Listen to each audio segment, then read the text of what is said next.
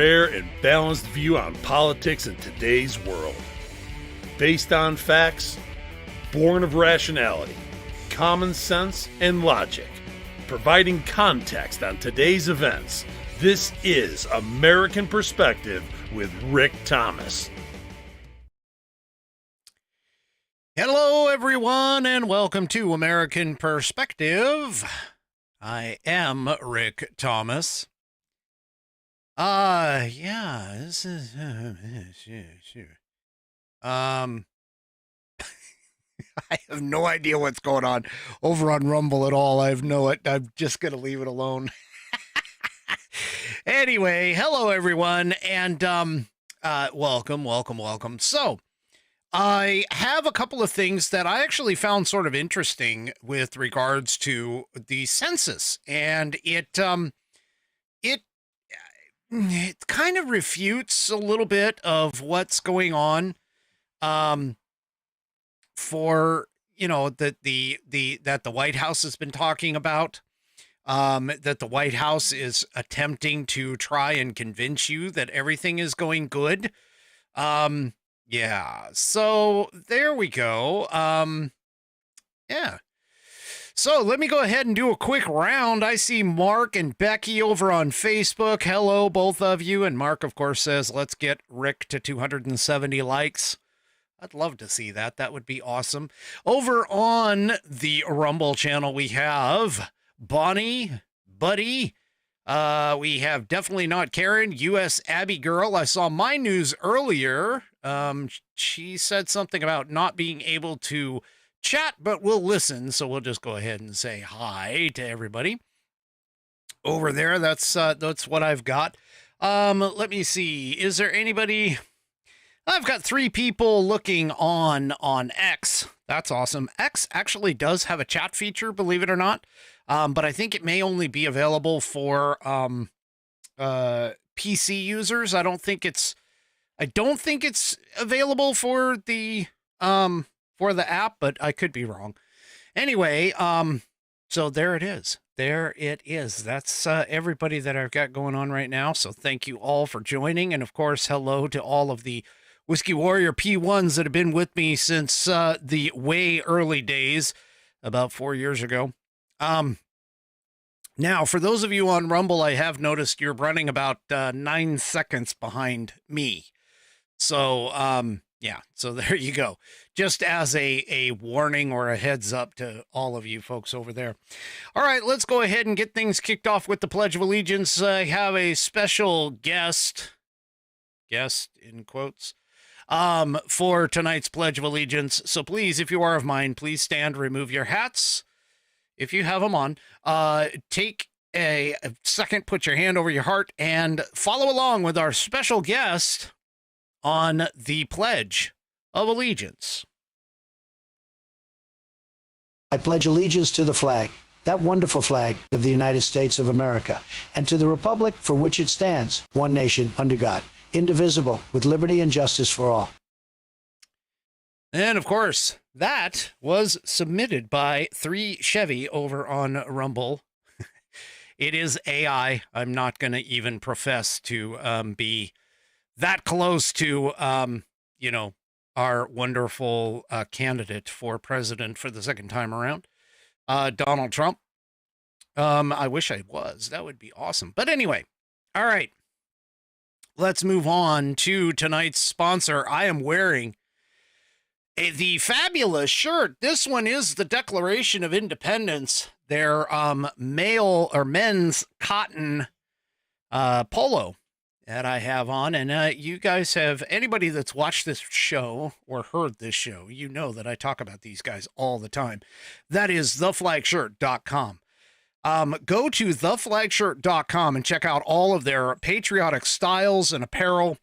Accessories. They've got things for men, women, and kids, as well as hats, socks, other accessories, sunglasses, things like that can all deck you out in the classic look of the red, white, and blue.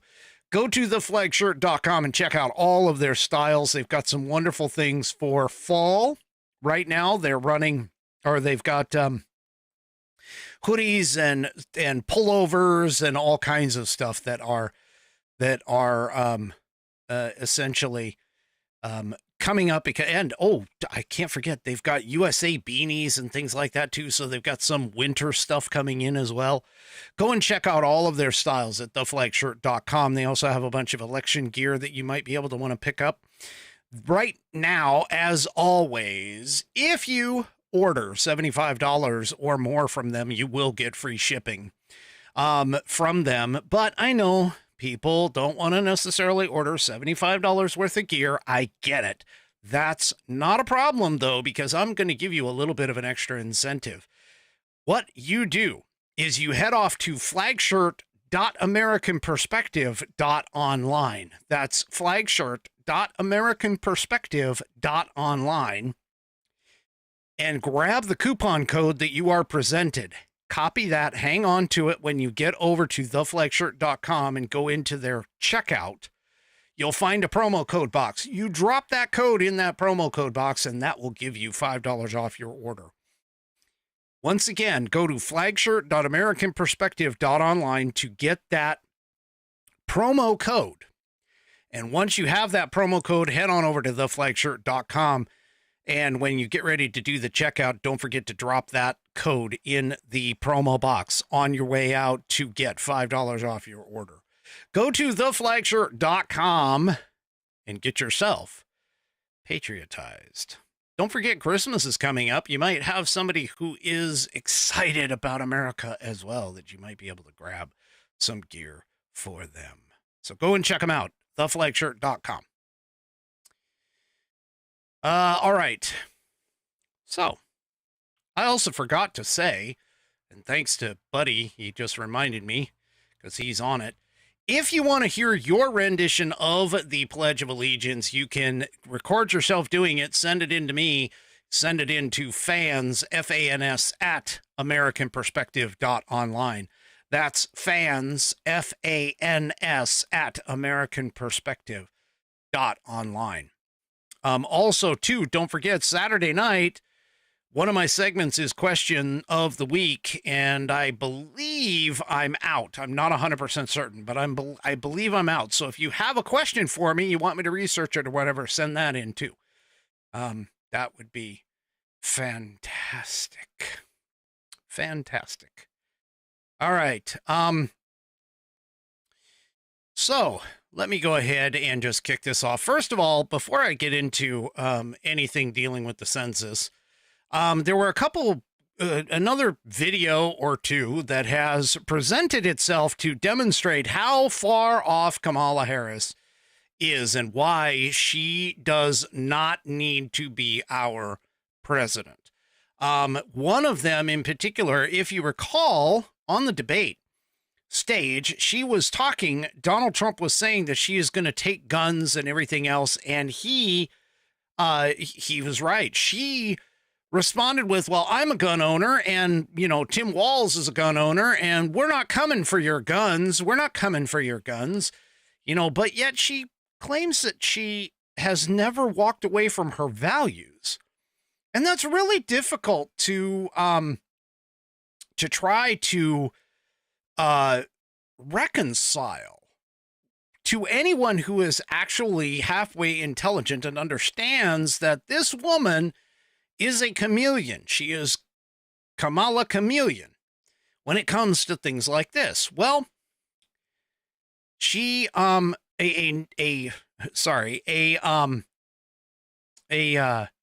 video has surfaced from back in 2007. And this is something that I think you all need to hear and understand. Now, she stays true to her values. Well, one of her values apparently has to deal with going into your house and inspecting when you have guns, which of course would be against the Fourth and the Fifth Amendments to the Constitution. But hey, don't take my word for it. Go ahead and take her words right here as she was in an interview and down in California at the time. Just listen. responsible behaviors among everybody in the community. And just because you legally possess a gun in the sanctity of your locked home doesn't mean that we're not going to walk into that home and check to see if you're being responsible and safe in the way you conduct your affairs. Have you heard from... Did you hear that? She said, just because you have a gun in your home, your locked home, doesn't mean that they, meaning the representatives of the government, now keep in mind, this is in California, but she says it doesn't mean that we're not going to walk into your home, your locked home, and check to see whether or not you're taking care of that weapon, keeping it safe, whatever. Now, wait a minute. I seem to recall there's this wonderful thing called the Constitution. And let me see.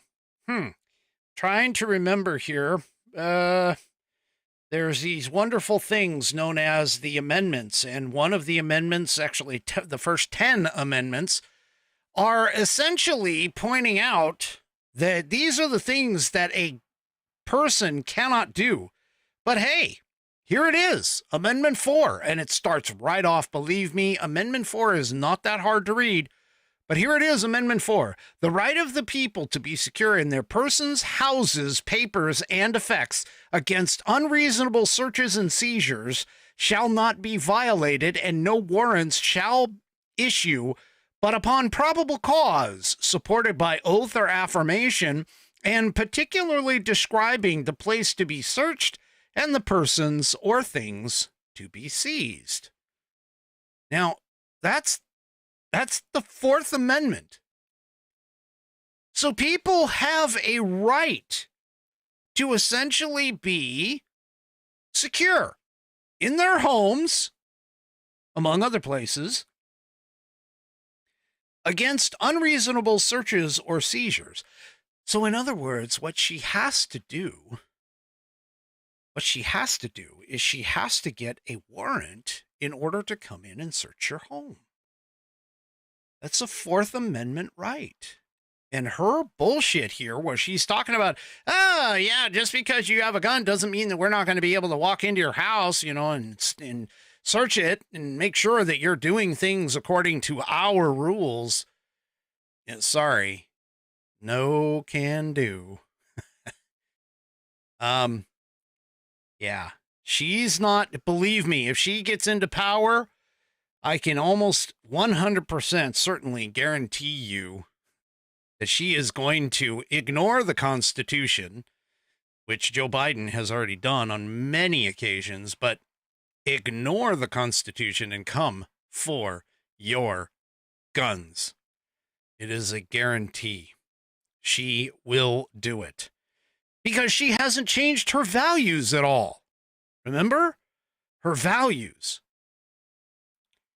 She may have quote unquote changed her stances, but she hasn't changed her values. Well, her values are rooted in things like being a tyrannical Marxist. That's her values. Yeah. So anyway, also too, she went to, let's see, it was at the National Association of Black Journalists. Now, if you remember correctly, I mean, Donald Trump went there and was treated very poorly by the hostess,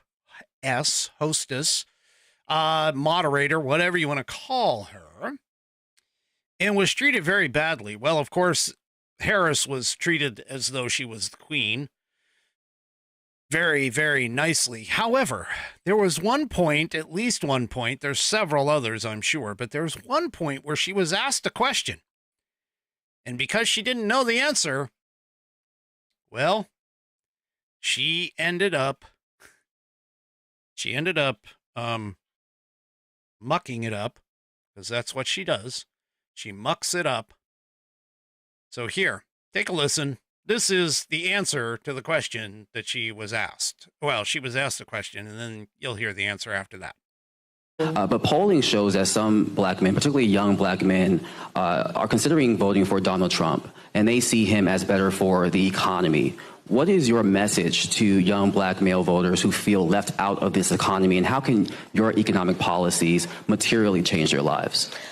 So I appreciate the spirit of the question, but I'll tell you, I've often been asked this question in a way that I've had to respond by first saying that I think it's very important to not operate from the assumption that black men are in anybody's pocket. Black men are like any other voting group. You got to earn their vote. So I'm working to earn the vote, not assuming I'm going to have it because I am black, but because the policies and the perspectives I have understands what we must do to recognize the needs of all communities. And Okay. Can somebody help me out here? I mean, I don't speak Kamala. Did that answer that question? Did that even remotely answer the question? I mean, here's essentially what she said. I appreciate the spirit of the question, but I'll tell you, I've often been asked this question in a way that I've had to respond by first saying, okay, now, remember how Joe Biden had several verbal cues that basically told us that he was going to lie like a rug? Yeah, well, this is one of them for her. I'll have to respond by first saying. Anyway, she continues by saying that I think it's very important not to operate from the assumption that black men are in anybody's pocket. That had nothing to do with it. The question was about the economy. And what is your message to young black male voters who feel left out of the economy? And how can your economic policies materially change their lives? That's what she was asked. And the answer was nothing. It wasn't even an ask. I mean, seriously, it wasn't even on the topic of the question. What the hell is wrong with this woman? Why? Well, actually, I know she is stupid and unwilling to really pull out the stops on her policies, because she knows that the minute she says something about her policies and tries to explain her policies to people, people don't like her. She is an unlikable person. They don't like her policies. Her policies are farther left than even Joe Biden's are. And we all know nobody likes Bidenomics. In fact, nobody liked it so much so that they got rid of the name. You can't even, I guess they don't even want to say it anymore. But this is a complete train wreck. And people who saw this and answered on X, they were like, she didn't say anything as to why they should vote for her. Somebody else wrote, translation, I don't have a plan. And another person wrote, dodging the real question, black men aren't in anyone's pocket, but they deserve real answers, not vague rhetoric. So, yeah. Folks, if you want her for your commander-in-chief for a minimum of 4 years, potentially a maximum of 4 years, or a maximum of 8 years, I should say, an additional 4 years beyond that. I'm sorry. I don't know where your brains went. You might have that brain worm that RFK Jr. was talking about. You know, I can't even imagine how anybody would vote for this woman. She's completely lost. Completely lost about this. All right. So there was a couple of tragic incidences in Georgia that the left have decided to politicize, these two women's deaths. And at first, I really wasn't going to comment on it because, I mean, it's about abortion and not too many people are like happy about abortion. It doesn't really apply, but I have to call it out because there's a piece that the left is definitely not telling you with regards to these two women's deaths.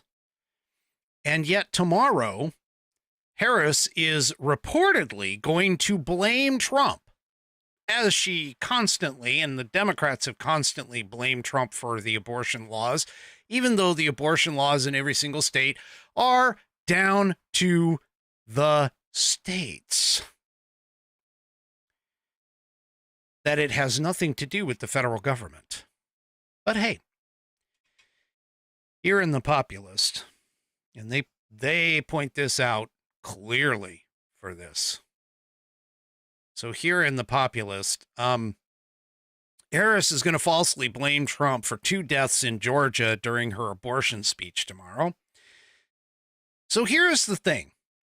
There were 2 cases that were reported by ProPublica. Now, keep in mind, ProPublica is a left-leaning, reportedly investigative journalism outlet. And here's the thing. The 2 ladies that unfortunately passed, one of them is named, hang on, I've got to find the names here. Amber Thurman, and the other one is Candy Miller. Now, the first one, Amber Thurman, ProPublica reported that she died of sepsis after experiencing complications from an incomplete medication abortion. Now, this is the key, okay? Both these women tried the medical mifepristone follow-up by this other medication and so on and so forth. They tried the pill abortions that, everybody was talking about, and fighting against in terms of the FDA just approved widely. There was a big case that went all the way to the Supreme Court. There's some doctors that were suing to say, look, we don't want to have to prescribe this, or et cetera, et cetera. And, it's been a constant back and forth about this whole thing. Well, this woman went and she had one. She saw the doctor. They gave her the medication. She took the medication as prescribed, as instructed. And the fetus, the baby, died appropriately.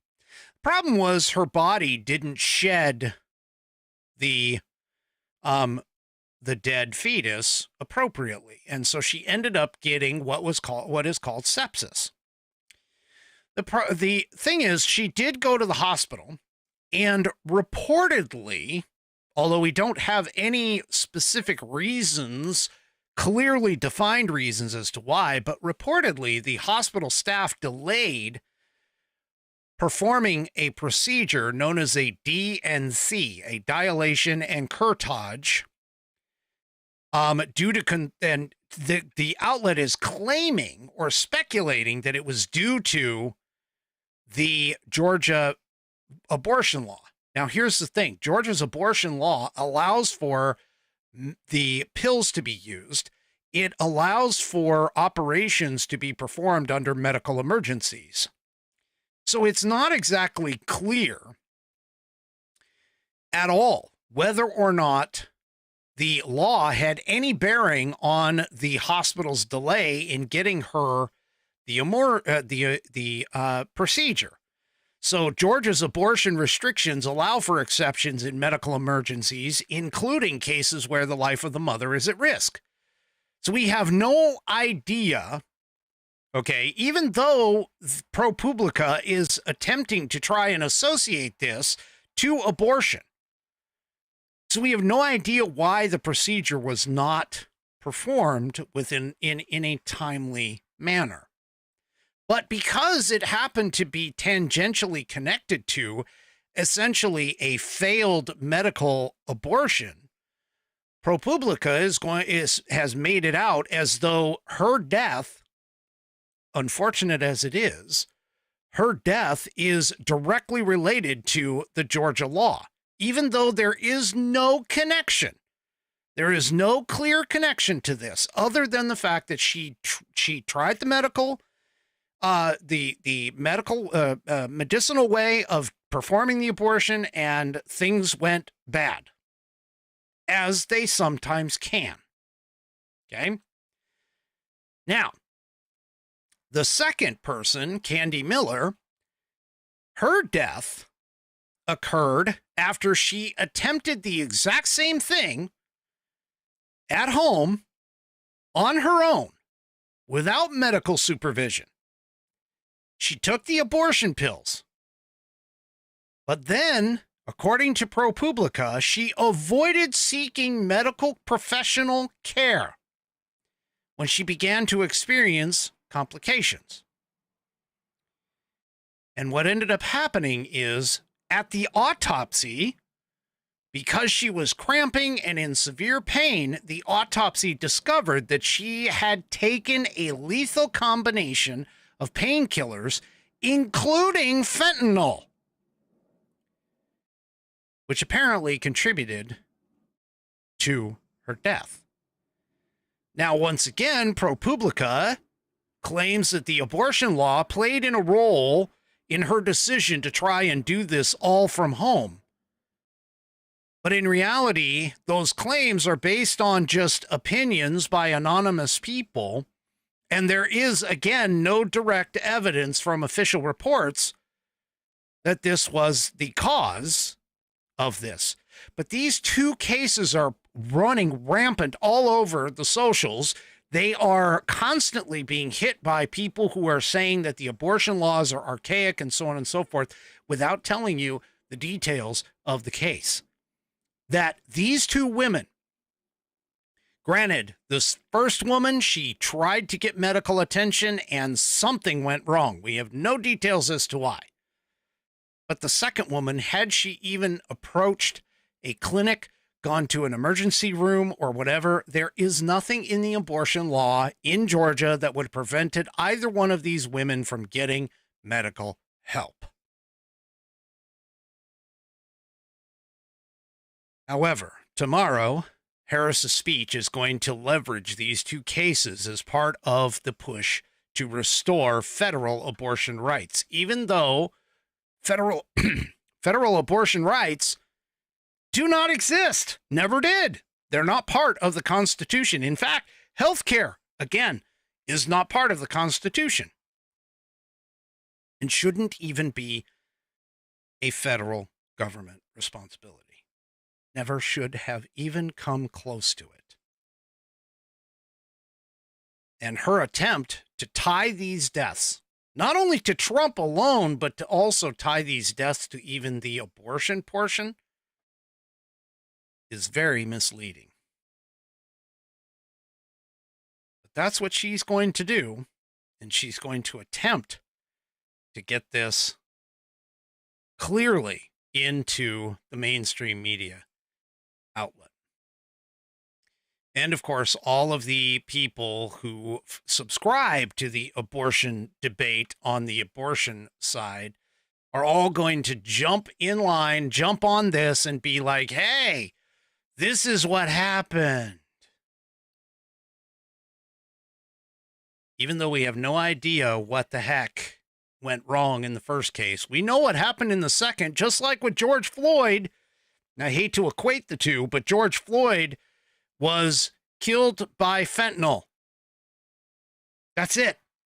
He wasn't killed by a kneeling on the neck. He wasn't killed by anything other than the drugs that he chose to take. And unfortunately, that's where this woman, sadly, is in the same boat. And by the way, in the case of the second woman, the Miller case, she had, according to all reports, had never done any drugs before. So just to remind everybody, fentanyl is so powerful that if you've never experienced it at all, it doesn't take much to kill.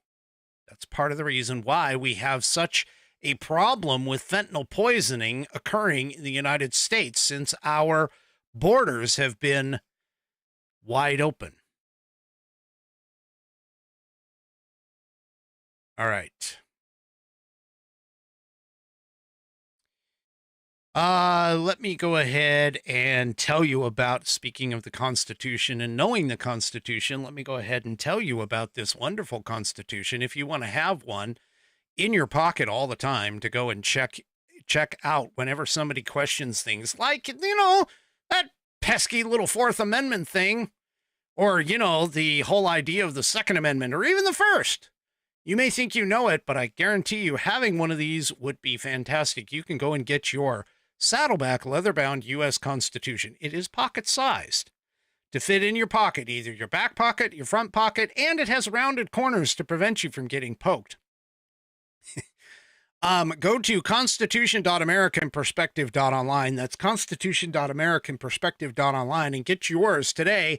Check this thing out. You can see it's 1/8 of an inch of Saddleback leather. The interior pages are wrapped in that Saddleback leather. They are tear and water resistant. Also, you can check out that binding. It is stitched all the way through the leather to combine everything all together. It has a 100-year warranty against manufacturing and material defects. You can send this back to the manufacturer and they will either fix it or replace it for free if should something go wrong. It is buddy tested, buddy approved, Billy tasted, Billy approved, and my youngest whiskey warrior has proven the interior information is correct to the point where you can get your civics badge in Scouts by using this as a primary source document. Go to constitution.americanperspective.online and get yours today. Bonnie is asking, is abortion listed in the Constitution? No, it is not. Neither is healthcare. I defy anyone to find in anywhere within the Constitution, especially within Article 1, Section 8, which outlines what Congress is allowed to make laws and rules about, that has anything to deal with health care in any way, shape, or form.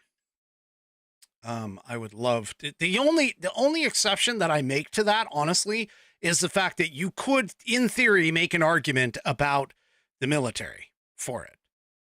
Okay. And yes, Newsom in California has passed some sort of a meme law, which now he's got Elon Musk on his radar. Freaking morons. Anyway. All right. So let's get into this wonderful thing known as the census. The census comes around every 10 years, and that is prescribed by the Constitution. And the reason for the census is to figure out how many people are living in the United States, how many people are living in specific areas, and to be able to set up things such as apportionment, meaning apportionment of taxes, the apportionment of congressional districts, representatives in the House of Representatives. That's where the congressional districts come from.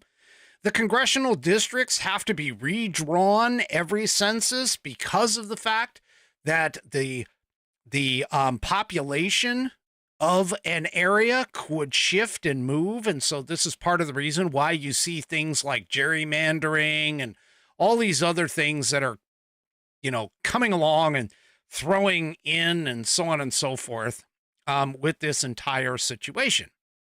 And of course, tangentially to that population and those congressional districts lead into things like the Electoral College votes. And understand, Electoral College is actually a bit of a misnomer. It's just something that everybody knows. It's the electoral votes, because the Constitution doesn't actually use the term college in any way, shape, or form. It is the electoral votes for each state to vote for the presidency, which those electoral votes are comprised of how many congressional districts you have, which basically equates to how many House seats you have, plus 2 for every state because of every senator. And that's the way it all works. But the census, this past time, also collected some other data. And this census data kind of shows or demonstrates that Americans pay. You know how Biden keeps talking about wages are increasing and, wages are going up and so on and so forth. Well, something that the census is collecting has to deal with wages, and it's not showing a very flattering picture for that. Here, you can see in the Federalist, census data shows Americans haven't gotten a pay raise since Trump was president. So here's the thing. Things with, basically dealing with lower incomes, higher inflation, and fewer people with private health insurance. These are 3 items in particular the census has shown us. But the one in particular that I'm interested in, of course, has to deal with the incomes. Now, on a superficial level, this is from the piece, on a superficial level, the census income numbers do provide some good news. For an example, in 2023, real median household income, that is the income of the family at the absolute middle, meaning the 50th percentile, of income distribution as adjusted for inflation, had its first statistically significant income increase in the last 4 years. But when you start to look at the data, the actual tables that are created, and there's a link in here, you can go and check it out for yourself. But when you start to look at the data specifically, inflation adjusted household income in 2023 remained marginally below. Wait, what? Marginally below the 2019 pre-pandemic levels? Yep.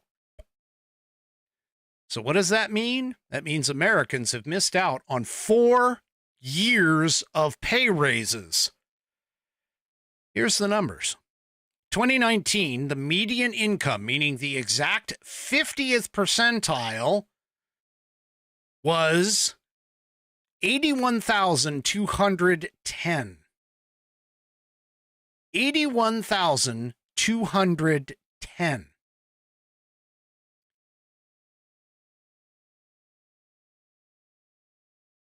And looks like I've got a birthday song to sing at the end of the show. Sorry, got off track. But 81,210. Now, for 2020, 2021, 2022, and into 2023, from 2020 to 2022, that dropped. It was inflation adjusted income, and it dropped. It dropped. The inflation adjusted income dropped. How many times have I got to tell you this? In 2020, the median income went to $79,560, which was $1,650 less than 2019. In 2021, it dropped to $79,260, which is $1,950 less than 2019. Then it dropped even worse in 2022. It went to $77,540. Which is $3,670 less than 2019. In 2023, it bumped up $80,610, which is $600 less than 2019. Folks, due to inflation, we lost money, we lost dollars, we lost value, more so than even just dealing with the increase in prices. Our wages it was worth less. Our money was worth less. And now, as you see, we're just now getting back to where we were in 2019. We haven't even quite made it there yet. The median income is still $600 less. And you're telling me that Bidenomics works? That Bidenomics is the greatest thing since sliced bread? And it's not. It's not even close. So, the census data combined shows that Americans lost a total of $7,870 in household income over the last 4 years, compared to what they would have had household income remained at 2019 levels for that entire period. Of course, if incomes had continued to rise as they had during most of the 4 years prior to 2019, Americans would have been benefited even more. Same math apparently applies to the average as opposed to the median household income. It too has not exceeded 2019 levels when adjusted for inflation. Hate having, well, no, I don't. I'm actually okay with saying I'm right, but I digress. So, yeah, just, Bidenomics killed us. And if you want 4 more years at a minimum, 8 more years on the outside of this exact same BS, then go ahead and vote Kamala Harris in November, because that's what you're going to get. And it's going to get even worse than that.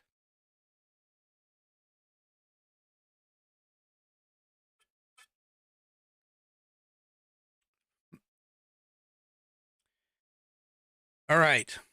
So another thing came out of the census. So every 10 years, we go through and we count up how many people are there. And what happens is then adjustments are made for migration, meaning people moving from state to state, so on and so forth. Example, California lost a electoral vote and ended up with one less. And Texas and Oregon picked up one. Texas, I think, picked up 1 or 2. That kind of stuff. So it's kind of interesting how things sort of shift around based on the population. One thing that I didn't know is that apparently after the census, there's like a double check. There's, sorry about that. Obviously somebody is at the studio. And Angus is saying hello. So here's the thing. So there is a true up, a spot check, if you will, that happens after the census runs through. Well, apparently the census has a bit of a problem. That true up shows a discrepancy in several states. Well, here, let me just show you. Here is the discrepancy. So the post-enumeration survey, which basically is, again, that true up that I was telling you about. So here it is. And the 7 or the states that have problems are states like Utah, Hawaii, let's see, who is this? This is Minnesota, Ohio, New York, Massachusetts. It looks like Delaware. Those guys, the discrepancy is an overcount. Okay? An overcount. of, meaning that they counted more people than what is actually there. These other states that you can see, such as Florida and Texas and Arkansas, Mississippi, Tennessee, and Illinois, actually, were a undercount, meaning that there are actually more people there, but they got the count cut out. Now, this particular situation is sort of interesting, considering the fact that the majority of states that got the overcount were typically Democrat voting states, and the majority of states that got the undercount were majority Republican voting states. Well, this caused enough for our House Oversight Committee, but the House Oversight Committee to take a look into the problem. So, of course, James Comer, he sent a letter off to the Census Bureau to basically say, why did you guys have a miscount, and what can we do to prevent this from happening in 2030? So, yeah. Is it possible that Biden's Census Bureau? Now, keep in mind, the census happens every 10 years. And so the actual counting and things like that didn't show up until after Biden came in to office. Okay. So it's the checks and balances and things like that started in January of 2021. And so Comer is basically suggesting that, hey, maybe there's some little nefarious stuff going on here, and we want to know what's going on with it. Not necessarily saying, it could be just a mathematical error, but it seems kind of interesting and perplexing to note that the majority of states that were undercounted, especially states like Texas and Florida, who have a large number of electoral votes, were undercounted, and places that were typically voting Democrat were overcounted, potentially trying to pad their electoral college votes. So there's a serious question as to what's going on with these things. And, here's the letter right here. You can see it. Oh, let me get it a little bit closer. So here's the letter that went out, and is basically saying that they want to conduct oversight over the inaccuracies of the 2020 census and their consequences on apportionment of representation among the states in the House of Representatives and the electoral votes, the Electoral College. So they want to make sure that in 2030 that the steps are being taken to facilitate a more accurate vote, or a more accurate count in the 2030 census. People, Democrats, leftists will do anything, assuming that this is nefarious, will do anything in order to try and change things. Speaking of Democrats, remember how I was telling you how Democrats are trying to blame Trump and blame the Republicans for all of the things, the violence that has been going on? They constantly blame conservatives all the time for all this violence, the violent behavior, violent. And they never look in the mirror and go, maybe it's us. Well, here's the thing. I don't want Biden to be killed. I certainly don't want Kamala Harris to be killed.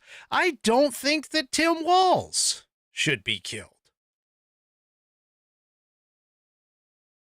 I don't think that Maxine Waters should be killed. I don't think Cori Bush or anybody else in the Democrat Party should be killed. Do I think they're unhinged lunatics who don't need to be in our government? Absolutely. Do I believe that they should just go away, like Shifty Schiff should lose and just go away? Absolutely, because their policies, their desires for this country are anti-American. But not one single time have I ever said that any of those people need to be killed. Not once. Well, apparently there was a survey that was done by Scott Rasmussen. And he did this national survey of 1,000 registered voters, conducted it by RMG Research for the Napolitan News Service. So here, this in the Daily Signal about this. So they did this poll and this survey, and this was after Sunday's second assassination attempt on Trump. And that survey included this question. While it is always difficult to wish ill of another human being, would America be better off if Trump had been killed last weekend? Folks, any sane person should have answered that with a no.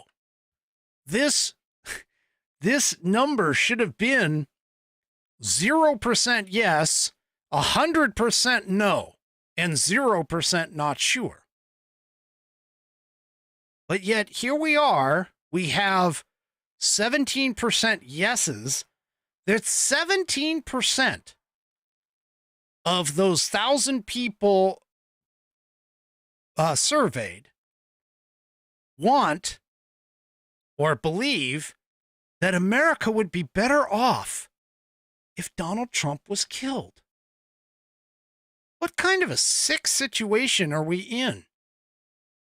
Now, the crosstabs, which that's the underlying data that includes things such as, age, ethnicity, things like that underneath, demonstrated that 92% of Republicans say that America would be worse off had Trump been killed, which is true. Less than half of Democrats believe that same viewpoint. However, another 28% of Democrats answered yes, that America would be better off if Trump were dead. This is the mentality that we are having to deal with. That these people have in their belief, have the idea that if one man, Donald Trump, were eliminated from the face of the earth, that America would be better off. This is a sick, disgusting group of people. Now, I'll admit there are certain people who are pure evil, in my mind, such as Hillary Clinton, for an example, George Soros, for an example, but not once have I ever wished them to be killed. Not once have I ever wished ill will on them. And you're wondering why we have such a problem in this country, why we've had 2 assassination attempts that we know of, possibly even a third publicly known, and why we have so many people, like a judge apparently in Kentucky was shot today. why we have so many people, not to mention the fact somebody tried to go in and go after Justice Kavanaugh when the when the Dobbs decision came out. All of these things is because, and on the heads, believe it or not, of Democrats. According to the survey, too, Democrats overwhelmingly believe that Trump is a major threat to democracy by a margin of 82% to 8%, according to that survey. And you wonder where the rhetoric is coming from. Where the violent rhetoric is not coming from the right. That I guarantee you. It's coming from the left. And it's always come from the left. These people do not value the same things that we do. They do not value the sanctity of human life. That by itself is evident in their desire to open up abortion for all the way up to and possibly even beyond the point of birth. These people have very little when it comes to the values in common with conservatives. And this is part of the reason why the division in this country is so far apart. All right, I owe, so off to work I go. No, I owe somebody, and that somebody would be over on Rumble, Pycaric. It is apparently Pycaric's birthday today, so therefore, you can follow along with me, but I won't be able to hear you, but here you go. I would like to wish Pycaric a happy birthday today. So, here it is. Happy birthday to you. Happy birthday to you. Happy birthday, dear Pycaric. Happy birthday to you. Happy birthday. All right, folks, that does it for me for tonight. Do me a favor, if you haven't already, head on over to rumble.com, get yourself an account, and make sure once you sign in that you find the American Perspective channel and sign up, or hit that green follow button, I should say, to make sure you follow. Also, too, don't forget to hit all of those thumbs up, likes, and all those other buttons, because every single platform uses that as a metric to decide what to show different people. The more likes I get, the better off this channel and this show can grow. We will see you tomorrow night, 5 p.m. Pacific, 8 p.m. Eastern Time, right here on American Perspective. Have a great rest of your evening. Pie, go and blow out those candles and get some cake. We will see you tomorrow night. Have a good one, and good night, everybody. The previous broadcast was produced and is owned by Active Eye Media LLC. All rights reserved.